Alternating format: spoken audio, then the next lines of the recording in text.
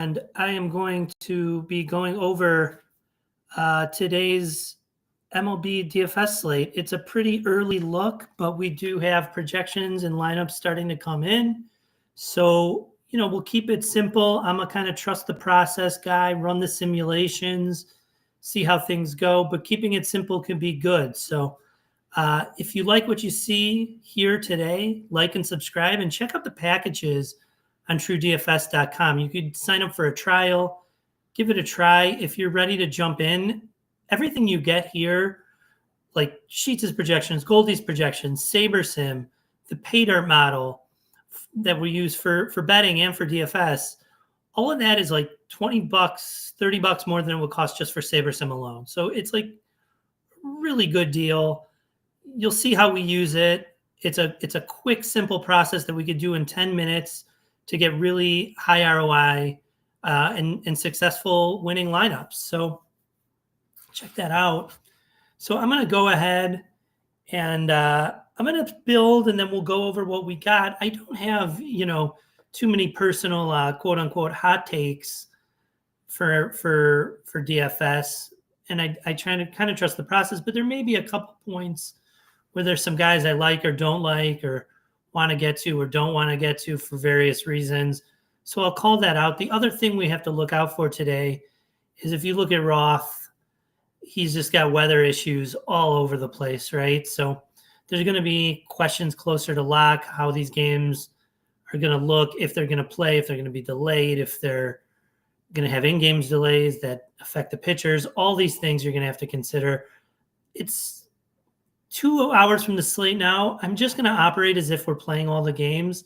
I don't know that that's going to be the case when we get down to it. There may be games that I'm wanting to X out, but let's go back here to SaberSim and build these lineups. So an 11-game slate, I'm really only comfortable with 5-man stacks. Now we could build our 5,000 lineups in SaberSim and then tell it only use the 5-man stacks. But I'd rather just get 5,000 that are all 5-mans. I don't see the point in grading lineups, which is what we're going to do with simulations. I don't see the point in grading lineups I'm not going to play. I really don't want the 5 with the one-offs either. I mean, maybe that's demanding a lot, but I don't know. So, okay. Let's do that. I'm not going to make other changes. Now, when I play single entry, right, this is what I do, but I'm going to build for the flagship now. But I changed the ownership to be like for the high stakes single entry for the 121, or if it's the 250, I changed it to the high stakes 20 max. I'm not going to do that here. I'm going to build for the flagship using Sheets' projections.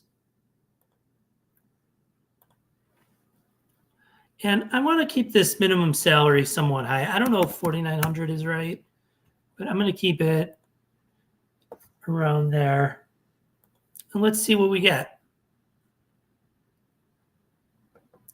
Now, there's, elite pitching in Crochet, but he's got the weather issue. Then you got DeGrom, who's been, he's a great pitcher, so he should be pretty good. But you never know. He's been a little bit shakier. I heard that DeGrom intentionally lowered his velo to try and preserve his arm better. So maybe that is what's affecting him. Who knows? You've got McCullers against the White Sox, but who knows how many pitches they let McCullers go. If they let him go 80-something pitches, which they probably might. Let's see. I don't know. We could look and see what he did in his minor league starts, but McCullers pitch count, they've got him at 91. If he goes 91 pitches against the White Sox at 8,400, that's the play of the slate. Let's see what his ownership looks like. His ownership's not coming in too high right now. I would expect that to get higher. Then you got a bunch of tough stuff, right? Guys with some talent, but sort of middling. Bybee should be good, but he hasn't been. So, okay. Let's set it to 100. 50.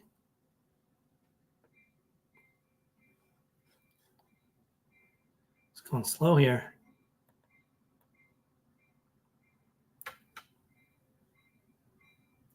And we'll run the sims. All right.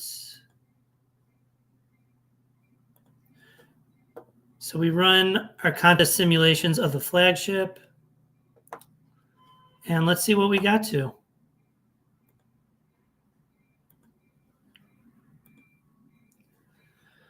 A lot of Cubs, 45% Cubs, and then we're spread out after that. Let's look at our pool exposure, though. I mean, there's some teams we just don't even get in the pool. No Toronto, no Yankees, barely any Arizona, barely any St. Louis. One of the things I'll do sometimes when this happens is I'll say, okay, I want to rerun this. I mean, look at how much Houston I got in here, and I'm not playing them anyway. I mean, let's rerun this and tell it to just get at most 10% Houston. Maybe we could say at most 10% of any team, and then tell it to give us at least, 1% of every team, 2% of every team. So we get our pool represented, right? So you could do something like that to make sure you get access to everyone in your pool, and that you could create lineups from every type of stack. So that can be something to think about. Now, I don't know if we need to do that. Let's see. Let's do it. Let's say at least 2% here from every team, and at most 10%. And let's see what happens. So we're getting a little bit of everyone in our pool. And then let's see how that affects our exposures.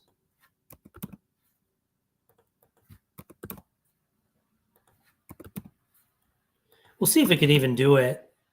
Sometimes we break the builder. Whoop.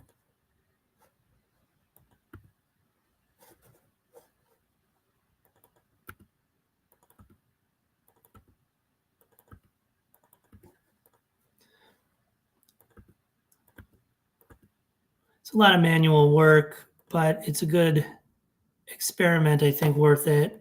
So let's apply that. It won't be able to do that because it has, yeah, exactly. Now let's rebuild. Let's see what the heck happens. Say what's up if you're in chat, guys. I'm gonna check these weathers a little more. Richie Smalls, what's up? Morning, everyone. Extra QT. What's up? Yeah, so you get access to these tools, TrueDFS.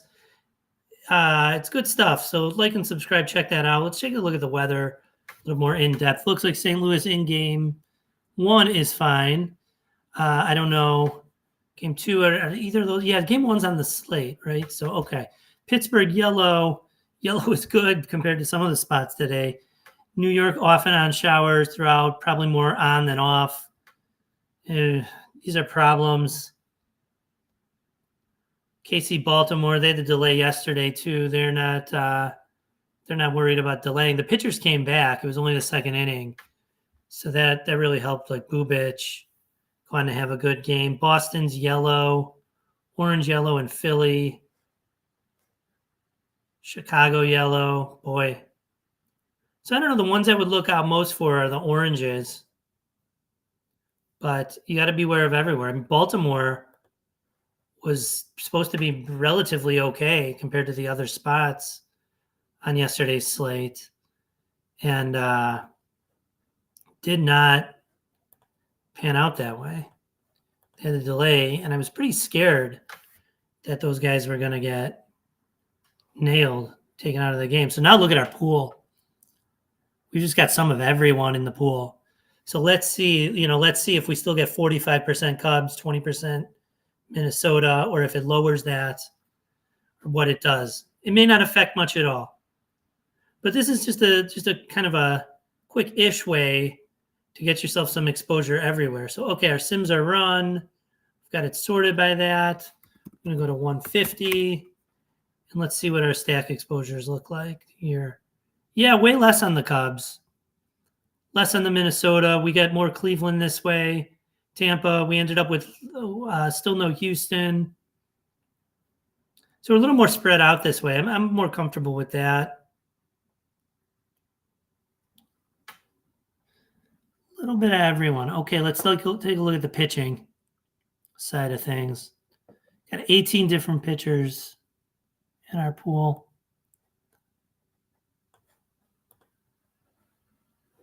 Crochet, 38%, nothing. We're with the field about there. We're with the field about on DeGrom. We're over the field on Bradley. Over the field on Will Warren. A little bit over on Shota. Right about with the field on Lorenzen.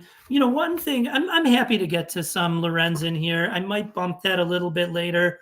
One of the things about Kansas City pitchers is that they get a strikeout boost on the road, right? So sometimes Baltimore is a tougher park for home runs.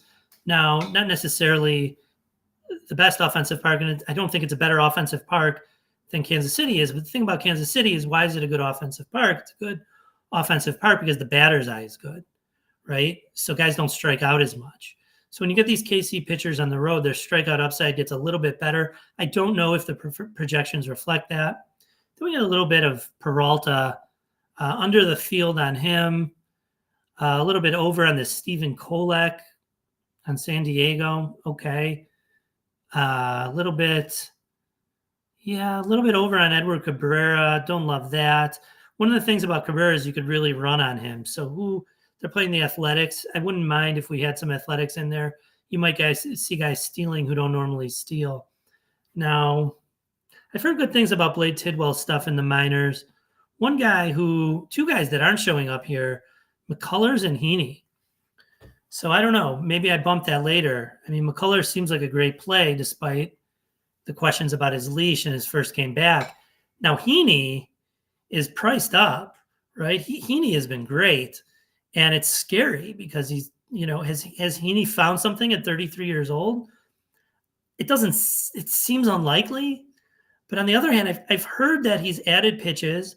I've seen that his stuff plus metrics are actually really good year over year, compared to last year. He's doing something different. So has Heaney found something with the Pittsburgh organization and just gotten some improvement, perhaps? So he's kind of priced high, but he's low owned. So it may be something to think about later. So let's see one more time. People ask, where are you getting? I am most overexposed to the Cubs at 31%. I've then got Cleveland, Minnesota, Tampa, and the A's.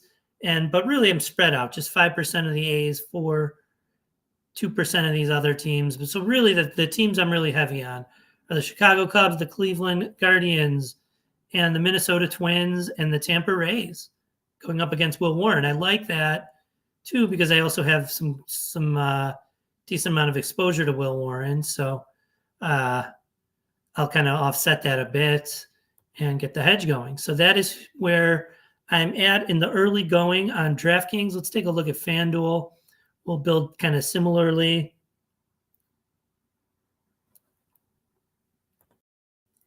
Let's take minimum salary down a bit. It's FanDuel. The pricing's really soft, so I don't want to worry about that too much. I do want to take out all these stacks that I'm uncomfortable playing. It's an 11-game slate. I'm not playing less than 4-man stacks. 3-mans are sometimes fine, especially in FanDuel. Really only on FanDuel, but not in an 11-game slate here. It doesn't make intuitive sense to me. I'm going to switch over. Sheets doesn't have his up yet, but Goldie has his projections. So I'm going to switch over to Goldie's stuff. And let's just take this off. All right, and let's get the build going. One of these days, we're going to integrate some pay dirt model into not just our DFS process, but some of the betting. We did really good with hockey this year using the pay dirt model. James said the model had about a 5% ROI on NHL prop bets. We did really good in our top bets, and we're still kind of going in the playoffs. So really liking that. That's one thing I've been posting in Discord too. So come join us in Discord after you like and subscribe, after you check TrueDFS.com out. You may notice that the website's a little all over the place right now. Let's take a look. But we are in the process of changing it. We're going to have a whole new website within the next couple of weeks. So you do get a lot of stuff here. You get all these sports with projections and models. We've got Ace Stukas's NASCAR models that are doing really well. Somebody took down the 20 max and XFin this weekend, one of our subs. Shout out to him. So guys are doing really well with a lot of these. So I totally recommend checking it out. Check out a trial if you don't want to jump all the way in.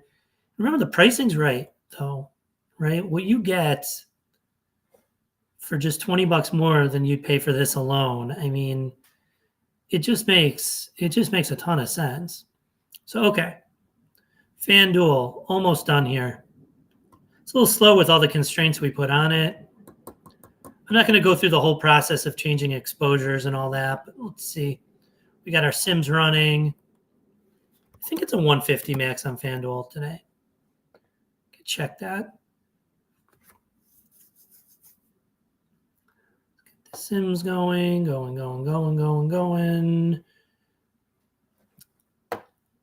take a look. See how many entries. Yeah, it's 150 entries. Perfect. So we are running simulations of the flagship contest on FanDuel. Sort it by their ROI. Let's see how we're looking. All that Tampa, Minnesota, Cleveland, then Chicago. So, I may want to, I have a lot, these are my highest exposed teams on the other site. So I'm okay, 13% Chicago. So I'll keep it there. I'm going to say less Cleveland, Minnesota, and Tampa here, just because I have a lot of exposure on DraftKings. So now let's get that changed. Now we're a little more spread out. I like this. We could ask it for some uniques. Some uniques. Okay. Now we're really spread out. We're complementing our DraftKings portfolio a little bit better, I believe.